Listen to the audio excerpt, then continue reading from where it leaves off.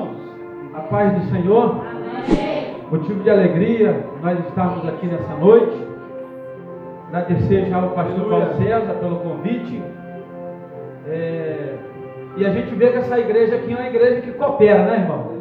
O pastor Paulo César esteve ali na nossa igreja. A gente esteve junto ali na igreja do pastor Adair, na festividade do círculo de oração.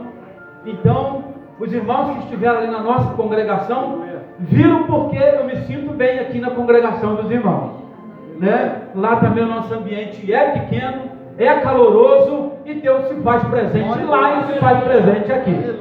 Amém? Abra sua Bíblia comigo, Josué capítulo 4 e o versículo 7. Diz assim: então lhes direis que as águas do Jordão se separaram diante da arca do concerto do Senhor, passando ela pelo Jordão. Separaram-se as águas do Jordão, assim que estas pedras serão para sempre por memorial aos filhos de Israel. Amém? Pode tomar o seu assento, irmão. Eu estava aqui procurando o relógio. Aonde é que está o relógio? Está com o pastor Paulo César. Amém? Sabe, irmãos, que às vezes nós sentimos assim uma necessidade dessa liberdade de expressar nossa alegria. Aleluia. Não é verdade, meu diácono? E eu me lembro aqui, já vou entrar na palavra, vou ser muito breve hoje. Eu me lembro, lá no Rio de Janeiro ainda, eu fui convidado para pregar numa festividade de mocidade. E a festividade era sexta, sábado e domingo. E o líder da mocidade daquela igreja, ele deixou para convidar o departamento tudo no sábado. Aí imagine bem, irmão. Convidou tudo no sábado e 2 iam para cada departamento. O culto era de 7 às 9. E começou as oportunidades. E nós lá, dando glória a Deus, porque é assim. A gente está no culto, a gente precisa também participar, na verdade, na hora dos louvores. E foi, irmão, foram os cânticos, foram os grupos cantando, foram cantando. Não tem nada contra o cântico, eu gosto de cantar também. E foram cantando. E eu estou aqui do lado do pastor da igreja e do lado do dirigente do culto, estou de olho no relógio. E quando todo mundo acabou de cantar, eu olhei para a parede, 9 horas em ponto. Eu falei, meu Deus do céu, é hora de acabar o culto. Cantaram de 7 às 9. Aí cutuquei o pastor do lado, falei, pastor, e agora? Como é que faz?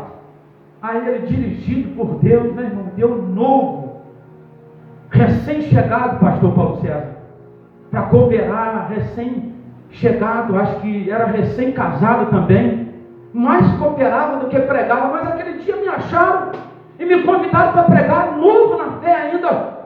E eu estou cutucado com o pastor, falei, pastor, como é que a gente faz? Eu orava e terminar o culto. Ele falou assim, me cutucou com outro braço e diz assim, o Espírito Santo, deixa o Espírito Santo trabalhar. Aí eu já fiquei mais tranquilo, né? E aí o esposo também já foi embora. Deus mandou apagar tudo. E eu pregando, comecei a pregar na igreja. Quem está me vendo aqui diz amém. Quem está lendo com Jesus da glória. E eu pregando, minha irmã, e olhando para o relógio. Eu pregava 5 minutos, dava uma pausa, olhava o relógio, 9h10. E eu pregava mais um pouquinho, esquentava, e eu dava uma pausa, e eu olhava no relógio, 9h10. Quem vai estar entendendo aí vai dando glória a Deus. E eu pregava mais um pouquinho, e olhava para o relógio, 9h10. E eu fui pregando e preocupado com a hora. E Deus foi trabalhando, né? E eu olhava para o relógio, 9h10. Aí quando terminou a mensagem, e todo mundo ali atento, e eu ia passar o microfone, agradecendo a oportunidade, Deus tomou um rapaz novo da bateria, levantou e falou, eu sou o Deus da minha igreja. Falo a hora que quero, o tempo que eu quero, e trabalho na vida que eu quero. Mas quando eu quero falar com a minha igreja, eu mexo no tempo. Glória a Deus. Se Deus quiser falar em 5 minutos, ele fala. E se Deus quiser que o pregador vá um pouquinho mais longe, ele também faz. O importante é que Deus precisa falar. E quando ele profetizou, e eu sentei, e passei o microfone para o pastor da igreja, ele me deu uma cutucada de volta, e disse assim, olha o que ele falou, Diogo, Dá uma olhadinha no relógio. Era 10 horas da noite. Deus parou o relógio para falar com o povo. Uma hora. Aleluia. Santo é teu nome, Deus. Aleluia. O texto que nós lemos aqui, irmãos, Deus. o texto é bem conhecido nosso. E a Bíblia diz que Deus chama Israel para ser modelo e para ser exemplo para as demais nações. E a história conta, nós estamos aprendendo muito isso na escola bíblica dominical, que Israel passou 430 anos cativo. Quantos anos? 430 anos cativo. A história conta que Deus vai se manifestar, vai aparecer pessoalmente em meio à sarça ardente e vai se comunicar com Moisés. Moisés, meu servo, eu sou o Deus de teu pai, eu sou Deus de Abraão, eu sou Deus de Isaac, eu sou Deus de Jacó. Eu tenho visto a aflição do meu povo e eu vou libertar o meu povo, mas eu estou comissionando você, eu estou levantando você, eu estou direcionando você e você vai libertar e conduzir o meu povo a uma terra que mana leite e que mana mel. Deus estava chamando Moisés para uma missão específica. E quando Moisés é chamado por Deus, eu acredito que muitos aqui já passaram por isso. Moisés, ele se sente incapacitado. E sabe o que Moisés vai falar com Deus? Moisés vai dizer assim para o Senhor: Senhor, eu não sei falar. Sabe o que Moisés está fazendo aqui? Moisés está alegando a sua deficiência. Moisés está expondo para Deus a sua fraqueza. Moisés está expondo para Deus a sua limitação, a limitação da sua fala. E o que eu aprendo aqui com Moisés, aqui nesta fala dele? Irmão, que muitas das vezes nós queremos passar a nossa dificuldade, a nossa fraqueza, a nossa limitação para o nosso companheiro, para o nosso irmão, para a nossa irmã. Não vai resolver nada. O negócio é apresentar a nossa fraqueza para Deus, porque Deus conhece o nosso coração. Deus. Aleluia. Era como Deus dissesse assim: quem te chamou fui eu. E quando Deus chama, irmãos, Ele conhece. Deus não chama ninguém capacitado. Aleluia. Deus não chama ninguém capacitado. Deus chama, traz para a sua presença e capacita. Aleluia. Não é verdade, irmão? Glória a Deus. Aonde nós estávamos? Aonde nós estávamos? Olha o que Deus fez na nossa vida, irmão.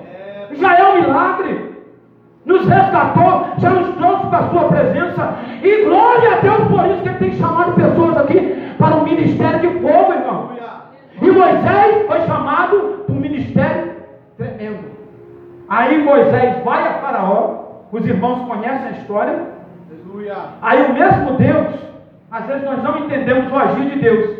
O mesmo Deus que leva Moisés a Faraó, para Faraó libertar a nação de Israel, sabe o que esse mesmo Deus faz? Endurece o coração de Faraó. Não é isso que diz a Bíblia? Deus mandou Moisés ir lá e falar com ele, mas Deus também vai lá e endurece o coração dele, batendo o coração de Faraó.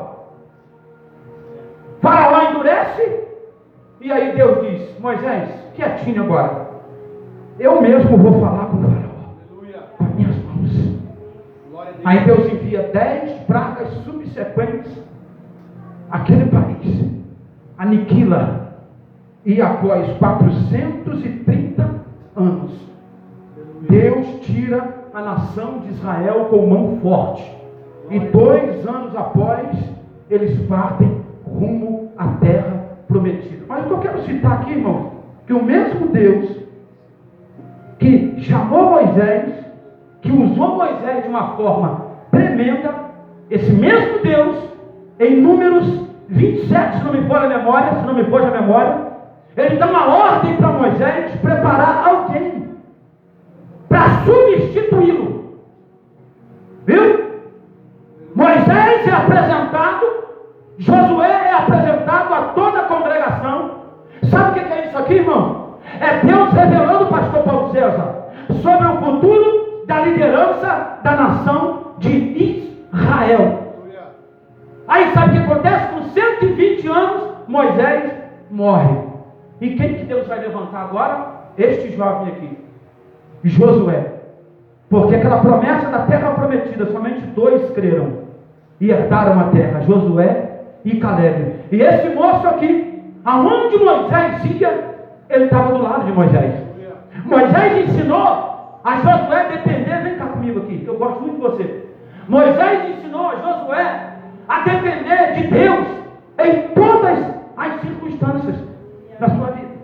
Por isso, irmãos, que nós, obreiros, nós, cooperadores da obra, é uma linguagem literal aqui, né? Nós precisamos fazer isso aqui, ó, com o nosso líder, ó. Aqui, ó. Aqui está o meu chefe, aqui está o meu líder. Aqui, ó. Grande é teu nome, Deus. Toma ele no lado. Mão dada é sinal que você está o quê? Em comunhão. É sinal que você está junto. E Josué aprendeu a depender de Deus com Moisés. Quem está entendendo, diga amém. Porque nós não somos nada sem comunhão. Nós não somos nada sem a união. Mas quando Deus chama Josué, e Josué assume oficialmente a liderança como sucessor de Moisés, Deus faz a seguinte promessa para ele: como eu fui com meu servo Moisés, assim também serei contigo por onde quer que tu andares. Esforça-te e tem de bom ânimo, porque como eu fui com meu servo Moisés, também serei contigo por onde quer que tu passares. De repente, você saiu da tua casa e falou: Senhor, eu quero que tu fale comigo. Deus já está falando conosco aqui através da tua palavra. Eu sou contigo, meu servo. Eu sou contigo, minha serva. Isso aqui, irmão, isso aqui é chamada de Deus. Isso é chamada de Deus. Não sei se eu já contei aqui. Fomos pregar uma vez num município aqui, bem perto aqui de Cascavel. Eu morava em Três Barras do Paraná. E quando nós fomos atender o dirigente daquela igreja, na primeira vez que nós fomos lá, ele era diácono. O que ele era? Diácono. O que ele era? Diácono. Tá. Passou 3 meses. Ele ligou de volta para o meu pastor. Libera o presbítero Cláudio, era diácono na época. Libera o diácono Cláudio Lisboa para vir pregar aqui. O pastor: pode ir, vai lá, está abençoado. E chegamos lá, quando nós chegamos para ministrar a palavra, ele já era presbítero. O que ele era? Presbítero. O que ele era? Presbítero. Tá, voltei. Daqui uns 3 meses, acho que ele gostou de mim, ele me chamou novamente para pregar. E chegando lá, fez a apresentação tudo direitinho, ele já era pastor. Aí eu não aguentei. Quando terminou a mensagem, todo mundo se cumprimentando, eu falei: vem cá, eu quero que você me explique que segredo é esse aí. Eu tive aqui, né, a primeira vez, o senhor era diácono. 3 meses depois eu vim aqui e o senhor era presbítero. E agora eu voltei, retornei aqui novamente e o senhor é pastor. Como é que é esse segredo? Eu falei com ele: porque só para me ser consagrado ao diaconato do Rio de Janeiro, eu trabalhei 6 anos na portaria da igreja. Ele falou: rapaz, é muito simples. Eu mesmo dobrei o joelho, eu mesmo peguei o óleo, eu mesmo atirei na minha cabeça e eu mesmo consagrei. Sangue de Jesus tem poder. Consagração de Deus, ela é diferente.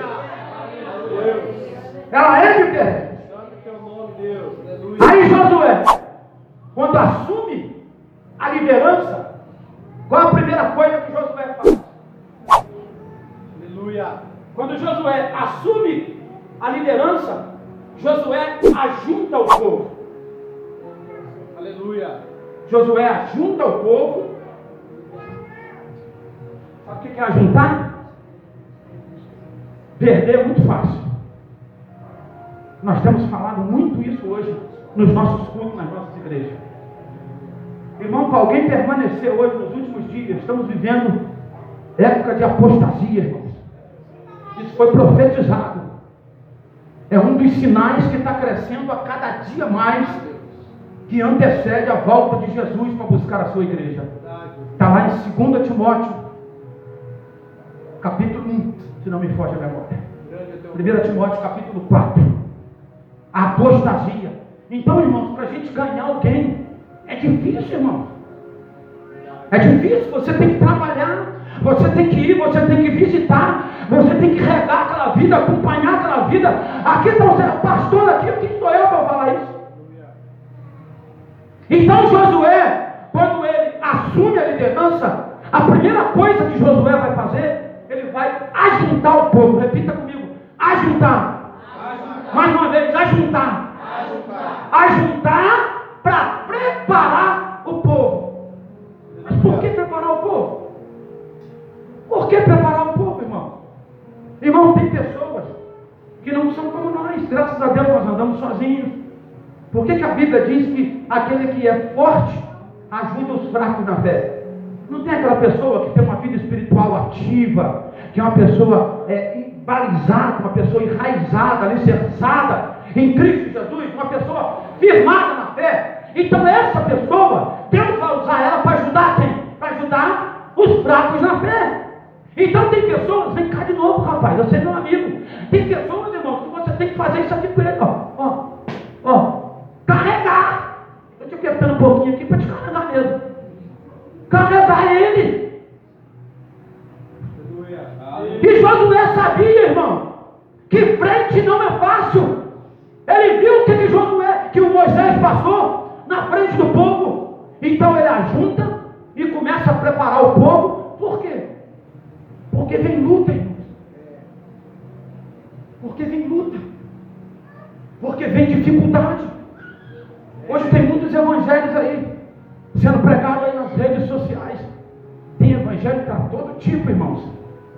Mas nós temos que vigiar muito. Temos que aguçar muito os nossos ouvidos para aquilo que nós temos ouvidos aí nas redes sociais, meus irmãos. Hoje o evangelho de oba-oba está por aí, irmãos. Evangelho que não transforma a vida de ninguém. Vem para Jesus que Ele vai te dar carro. Vem para Jesus que Ele vai te dar conta gorda no banco. Vem para Jesus que a tua vida acabou a luta, agora é só a vitória. Tem sabor de mel, tem sabor de mel. A minha vitória hoje é só sabor de mel. É só sabor de mel. Não é não, irmão. Aleluia. Glória a Deus. Quando a gente entrega a nossa vida para Jesus, é aí que nós entramos na guerra.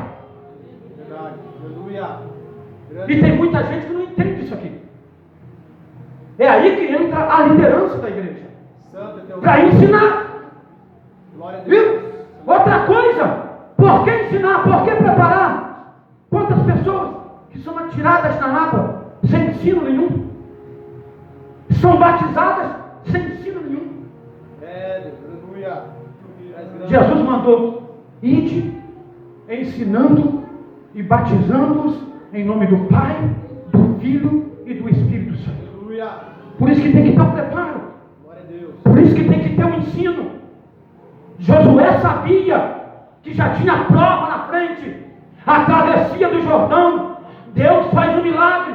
O povo atravessa em pés enxuto. A fé do povo é fortalecida. O ministério de Josué é confirmado. Mas aí o que acontece? Quando eles acabam de atravessar o Jordão, Deus dá uma ordem para Josué. E foi o texto que nós lemos aqui nesta noite. Aleluia. Separe 12 homens, um de cada tribo, e retire do meio do Jordão 12 pedras, e levante um memorial. Aleluia. Irmãos, se a gente não lê a Bíblia com atenção, a gente às vezes não entende aquilo que Deus está falando. Verdade. E Deus em tudo Ele tem um propósito. Aleluia. E por que Deus deu essa ordem? Servia para quê? Quando aquele povo olhasse para aquele edifício de pedras, Deus queria que eles trouxessem na sua memória os seus feitos, os seus livramentos e a sua graça para com o seu povo. Aleluia. Quando fala de memorial, a gente lembra de quê? Do culto de Santa Ceia. Aleluia. Memorial, trazer a nossa memória. Era o que Deus estava falando aqui. Glória a Deus. Então, levante um memorial de pedras que vai servir para relembrar meus feitos, Aleluia. os livramentos e a graça minha para com o meu povo. Primeira coisa que Deus quer que a gente traga à nossa memória são os livramentos.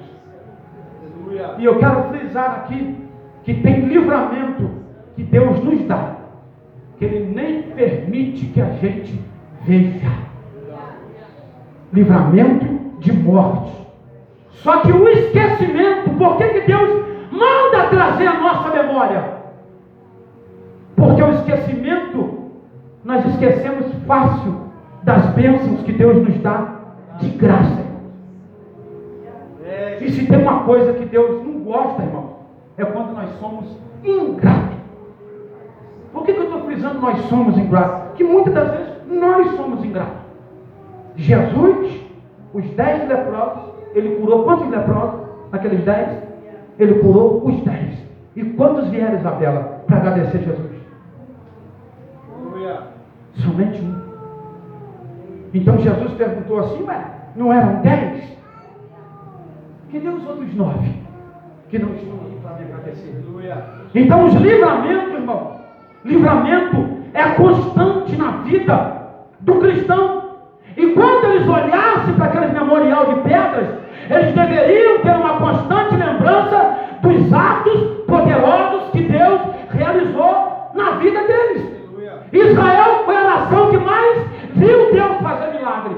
Olha, eles saíram do Egito, eles atravessaram o Mar Vermelho.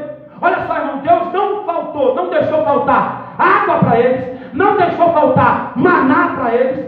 Durante a noite tinha proteção de Deus, durante o dia tinha proteção de Deus, a roupa crescia, o sapato desenvolvia. Não é aquele hino que fala, um povo em pleno deserto, a nuvem estava por perto, não tinha fome nem sede, mas Deus estava com ele. Mas que Deus é esse que está por perto, que fez o seu projeto no deserto? Mas que Deus é esse que está por perto, que fez o seu projeto no deserto? Aí a pergunta de Deus para nós: tem nos faltado alguma coisa? Deus fiel, aleluia. Não faltou nada para aquele povo ali em meio ao deserto. Mas quantas pessoas estão parando em meio ao deserto? E muita gente pensa que o deserto, ele é o fim da estrada. E o deserto não é o fim da estrada. Deserto é local de preparação de Deus. Às vezes o próprio Deus nos coloca no deserto. Permite o deserto. Sabe para quê? Deserto não é para nos matar. Se nós formos olhar numa ótica humana, o deserto para nós volta para trás, nós murmura contra Deus, a gente abandona a fé, larga o barco. Não, numa ótica espiritual, numa visão de Deus, o deserto é para nos amadurecer, o deserto é para trazer crescimento espiritual. Israel não entendeu este mistério, então eu vim aqui para dizer que o deserto que eu passo, que o deserto que tu passa, não é para te matar, não é para te parar. Deus está te capacitando, Deus está te preparando para lá na frente cumprir uma obra que Ele tem na tua vida e através da tua vida. E quando Deus lança uma promessa, Diogo, escute bem isso aqui, o deserto vai vir. Eu me lembro quando eu recebi uma profecia em 2002. Que ano que foi? 2002. Qual ano que foi? 2002. Era recém-chegado. Eu vim para Jesus perto de 2000. E nós estávamos num culto de libertação na minha igreja, lá também era uma igreja pequena. E nós já estávamos ali ajudando, dirigindo um culto de libertação numa quarta-feira. E Deus tomou a irmã Mônica, saiu do último banco, lá de trás, veio aqui na frente, colocou o dedo na minha cara ainda. E as palavras que Deus usou a boca daquela serva dele foi a seguinte: meu servo, vou eu te preparar. Passarás tu por uma escola. Mandou olhar para trás. Daqui de trás virão muitas perseguições, mas fica firme, que no tempo certo, viu? No tempo certo, eu te envio para uma terra longínqua, para tu pregar a minha palavra como ela é. Que ano que essa profecia foi lançada? 2002. Sabe em que ano que eu viajei aqui para o estado do Paraná? 2011. 2002. A profecia. 2011. Cumprimento da profecia. Quantos anos de escola? Quantos anos de preparação? Quantos anos de deserto? Pode falar mais alto, quantos anos? 9 anos. Então, irmão, atende bem. Quando alguém entregar uma profecia para ti, julgue a profecia. Faça o que Paulo falou. Coma a profecia. Julga a profecia. Como é que nós sabemos se a profecia é de Deus ou não? Esperando se ela cumpra ou não. Porque tem muita gente frustrada. Tem muita gente frustrada. De repente alguém chega e profetiza para você hoje e você quer um negócio para amanhã. Para agora. E não é assim que funciona. Deus tem as suas formas de trabalhar. Deus tem seus meios para trabalhar. Deus primeiro precisa trabalhar em nós, para depois trabalhar através de nós. Quando eu fui lançado aqui para 3 Barras do Paraná, que Deus deu uma direção, na verdade, para minha esposa, ela veio, avistou a cidade, né? Viu que dava para montar um negócio, e nós viemos direcionados por Deus para 3 Barras do Paraná. E eu larguei, irmão, 8 anos de prefeitura lá no Rio de Janeiro, estabilizado, raiz, mãe, família, nascido, criado, igreja. E Deus falou que tinha um lugar novo para nós. E não mostrou para nós o lugar não. Deus começou a trabalhar, sabe onde? Aqui, ó. Olha bem para cá, ó. Aqui, ó. Viu? Quando a gente é muito apegado, viu, irmão? Quando a gente é muito apegado. Por isso que às vezes Deus coloca nós no deserto para trabalhar primeiro em nós. Quando a gente é muito apegado, e às vezes Deus quer que a gente abra a mão daquilo ali para fazer a vontade dele. E aí quanto mais a gente endurece, mais o tempo ele aumenta. Às vezes Deus tem uma hora. Com quanto tempo que Deus tirava aquele povo se eles obedecerem? 40 dias. Mas eles não obedeceram, endureceram o coração, murmuraram, reclamaram. Cada dia foi convertido em um ano. Então 40 anos eles passaram rodeando no mesmo lugar. E às vezes por que nós não saímos do mesmo lugar? Porque às vezes é a mesmice. Porque às vezes nós endurecemos o coração, meu irmão. Não damos liberdade para Deus trabalhar. E eu ainda, pastor Paulo César, endureci 2 anos. Endureci 2 anos o meu coração. Aí sabe o que Deus foi fazendo? Deus foi trabalhando no meu coração. Eu saía da prefeitura 4 horas da tarde. Quando eu chegava na minha casa, meu semblante caía. Vinha aquele desânimo, vinha aquele desprazer. Sabe o que Deus estava fazendo? Deus estava tirando aquela cidade, a raiz do meu coração. Estava me preparando em meio a um deserto mesmo, irmão, para nos lançar aqui para o estado do Paraná. E quando Ele nos lançou para cá, irmão, a primeira igreja que nós fizemos parte aqui no Paraná era a mesma linhagem, o mesmo padrão daquela igreja que nós fomos 6 anos trabalhando com diácono. Porque quando eu me converti numa igreja que orava muito. Como me ajudou? Subir a monte. Como me ajudou? Mas a vida mesmo estava longe. Se não fosse o meu irmão na fé, meu irmão carnal, eu não sei o que seria de mim nos primeiros passos. Então, quando eu vim aqui para o estado do Paraná, o primeiro município que eu cheguei, as qualificações daquela igreja eram as mesmas qualificações desta igreja do Rio que Deus me tirou de lá. Quando eu cheguei aqui, aí Deus já vasculhou tudo assim. Já nos mostrou como que era e como que nós deveríamos agir. Porque se não viéssemos instruídos por Deus, nós chegávamos ali de ouro e nós íamos tombar. Nós não iríamos suportar. Viu? Não iríamos suportar. E nesse período dos 2 primeiros anos aqui no estado do Paraná, teve período que nós passamos verdadeiramente no deserto. Deserto. E por que Deus permitiu? Deus queria trabalhar onde? No meu coração. Ainda precisava ser aguçada a minha fé. E nós tivemos um convite para tomar conta de uma congregação pequena, ali na Penha. Quem conhece a Penha, ali em Corbélia? É uma vila pequena.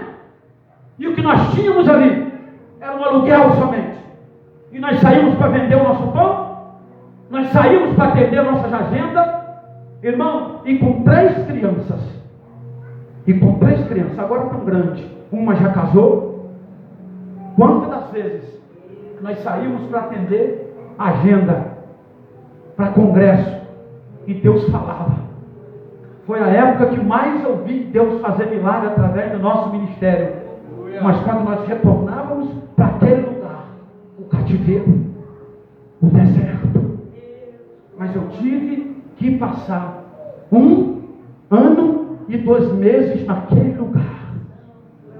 Foi o tempo que Deus permitiu para nós fazermos uma obra que deveria ser feita naquele lugar. E a obra que era para ser feita ali, ela abria a igreja que estava fechada, era para ir atrás de 12 ou 13 crentes idosos que estavam parados dentro de casa. Foi 1 ano preciso fazer esta obra. E foi um tempo que Deus acrescentou fé no nosso coração. Pergunta para mim, faltou alguma coisa? Deus deixou faltar alguma coisa? Eu digo diante de Deus, diante do cão e diante da igreja aqui no Interlagos, Deus não deixou faltar nada, porque é o mesmo Deus que chama, é o mesmo Deus que capacita, é o mesmo Deus que jorra água, que jorra comida, que provém todas as coisas e não deixa os teus filhos morrer no deserto. Deus prova, mas Deus também passa conosco. E deserto é lugar de provisão de Deus. Segunda coisa, para terminar a mensagem, irmão. Segunda coisa que Deus queria que aquele povo trouxesse na sua memória. Deus queria que eles trouxessem a sua memória, a sua graça. Sabe o que é graça? Graça é isso aqui. Eu estou dando, não lhe custou nada. É favor imerecido. É dar sem querer nada em troca.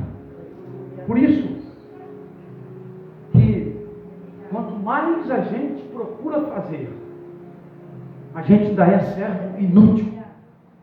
Que às vezes nós só fazemos aquilo o que os nossos líderes pedem para nós fazer. E a Bíblia diz que nós só fazemos aquilo que nós somos mandados, nós somos servos inúteis. Por que a Bíblia é taxativa nisso aí? Porque nós temos que nos doar mais. Precisamos dar o nosso melhor. Por que eu estou citando aqui no plural, irmão? Precisamos dar o nosso melhor. Deus deu o melhor para nós. Deus doou o que Ele tinha de melhor. Deus doou o seu filho. Por amor meu, por amor seu, por amor da sua igreja. E aonde estão os nossos cultos de ação de graça? Estão sumidos? Quantas coisas Deus tem feito para nós? E às vezes ainda reclamamos do que Deus tem feito. Deus está falando comigo aqui nesta noite. O que é que tem te faltado? Deus enviou seu Filho. Deus nos resgatou do lamaçal do pecado. Nos tirou de lá. Transformou a nossa vida. Nos deu um banho com o seu sangue. Nos batizou com o Espírito Santo. Nos deu um ministério. Nos deu os dons. Nos usa. O que que falta? Olha um sábado como esse aqui, irmãos. É uma palavra de reflexão. Olha um sábado como esse aqui. Aonde é que nós estávamos? O que nós fazíamos antes de nós servir a Deus? Analisa. Traga a sua memória. Por isso que Deus queria que aquele povo que estava sendo dirigido por Josué não caísse na mesma incredulidade que caiu a geração de Moisés. Deus queria que eles tornassem a sua memória, a sua graça para com eles. Olha o que o salmista diz: são tantas maravilhas que o Senhor nos faz que eu não posso contar. Pedro e João disse: não podemos deixar de contar o que temos visto e ouvido da parte do Senhor. O que darei eu ao Senhor por todos os benefícios que Ele me tem feito? Aleluia. O que nós estamos precisando, irmão? Eu me lembro da minha esposa, quando nós casamos, ela disse que tinha até os médicos 20% só de possibilidade de gerar filhos. Quantos por cento? 20%. E ela não me contou, para não me causar preocupação. Deus sabe como faz as coisas. Mas já nos primeiros meses que nós casamos, ela trabalhava fazendo vestido de noiva. Eram mais ou menos 8 ou 9 irmãs. E Deus levou uma irmã da igreja Deus e Amor. Olha como é que Deus faz. E Deus arrancou uma irmã de lá e levou lá no serviço dela. Falou, Deus mandou aqui para fazer uma oração por uma irmã. E era minha esposa. E orou, fez uma oração ali em conjunto, e colocou a mão no ventre da minha esposa, e disse para ela, Deus usou ela. Porque será gerado daqui, vai ser para a honra e para a glória do meu nome, e vai louvar o meu nome. E na mesma semana, a minha esposa começou a sentir as contrações. Não é isso, irmãs? As contrações, sentiu uma coisa aqui, sentiu uma coisa ali, e foi no médico. E quando ela foi lá fazer o ultrassom, e quando ela pegou o resultado, eu fui o primeiro a saber, né? E deu positivo, irmão. Sabe o que Deus estava fazendo ali, irmão? Ali é graça de Deus, irmãos. Deus estava mexendo, irmãos. Pelo médico era 20% só de possibilidade de grávida. Grande é teu nome, Deus. E ela não tem só a Maria Cláudia, não. Ela ganhou a Samira e agora ganhou o Samuel também, que tem 15 anos de idade. Sabe o que é isso, irmão? Isso aí é graça de Deus, irmão. Isso aí é favor imerecido de Deus, irmão. Aquilo que o homem não pode fazer, aquilo que o médico não pode fazer, Deus está dizendo que Ele faz para nós, irmão. E qual o maior milagre que Deus fez? É a salvação. Aleluia. Priorizemos a nossa salvação. Quero fechar a palavra aqui. Deus fiel. É hora de nos atentarmos para uma tão grande salvação que está mais perto do dia em que nós aceitamos a fé. Não barganhe a tua salvação com nada. Não troque a sua salvação por nada. Eu já contei aqui, pastor Paulo César. Tinha um homem que ele andava com as muletas muitos anos.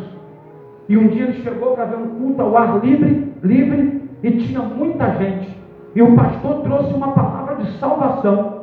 E aquele homem que andava com aquela muleta há muitos anos, ele tomou posse daquela palavra, colocou no seu coração.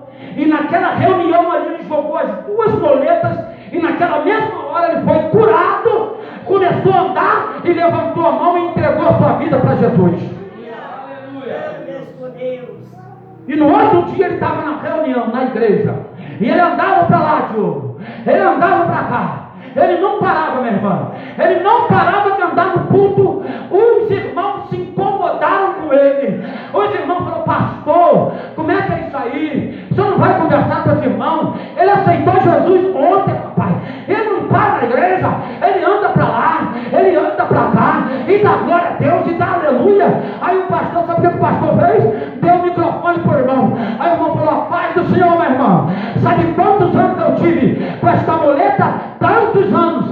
Eu não tinha possibilidade de andar. Então sabe o que eu estou fazendo aqui? Eu estou adorando a Deus da melhor forma. Eu estou aproveitando a época que eu não podia andar. Então eu vou andar. Eu vou andar. E através da minha andada eu estou glorificando e eu estou exaltando a Deus. Porque Ele tirou minhas muletas e Ele salvou a minha vida. Salvação é o maior bem que nós temos. Salvação da nossa alma é o maior bem que nós temos. Às vezes muita gente diz, eu não tenho motivo para glorificar a Deus. Se coloca de pé, por gentileza. Deus grande. Eu não tenho motivos para adorar a Deus. Isso a gente ouve de crente, irmão. O ímpio não serve a Deus. Tem carro próprio, eu não tenho. Tem casa própria, eu não tenho. Tem uma conta gorda no banco, eu não tenho. Agora eu vou enumerar o que nós temos que o ímpio não tem. Nós temos o nosso nome escrito no livro da vida e ele não tem. Quantos podem glorificar a Deus por isso? Nós deitamos a cabeça no nosso travesseiro e nós dormimos porque nós temos paz no nosso coração. Nós temos gozo na nossa alma. Se a trombeta tocar hoje, com certeza nós iremos subir e eles não. Então você adore a Deus nesta noite. Levanta a tua mãozinha, glorifica o nome dele, porque o nosso nome está escrito no livro da vida. Deus quer que nós valorizamos o que nós temos de melhor, a salvação da nossa alma. Vamos cantar para encerrar? Vamos cantar? Pega lá a bateria. Tu és fiel, Deus, tu és santo, Pai, aleluia. Quem veio com propósito de receber oração, pode sair do teu banco, pode vir aqui na frente que nós vamos orar. Quero que valorize o que você tem.